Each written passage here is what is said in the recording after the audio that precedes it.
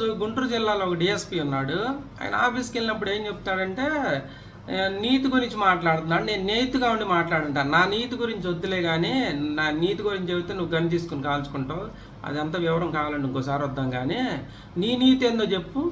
20 నెలల క్రితం ఒక బీసీ మహిళకి అన్యాయం జరిగిందని నీ దగ్గరికి వస్తే ఆమె మీదే సీసీ ఫుటేజీల ఆధారాలు ఉన్న తప్పుడు కేసులు కట్టినోళ్ళు నువ్వు సీఏ తప్పుడు కేసు కట్టాళ్లే నేను తీసేస్తా అన్నోడు నువ్వు.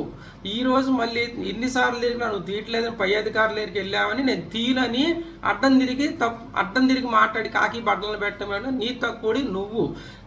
ఒక బంగారు పనోడికి రౌడీ షీట్ కట్టి నెంబర్ ఆఫ్ షీట్లని షీట్ కట్టి 20 లక్షలు డిమాండ్ చేసి దెంగుదాం అనుకున్నాడు నువ్వు నీతి గురించి మాట్లాడతావా?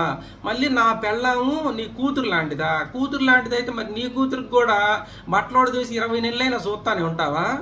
అది ఈ డిఎస్పీ లాంటి వాడు. నాకు ఇలా అర్థమైంది, మీకు అర్థమైంది కామెంట్ చేయండి. దీనికి సంబంధించిన పూర్తి వీడియో లింక్ చేసి ఉంది. వీడియోని అసలు లైక్ చేయండి, షేర్ చేయండి.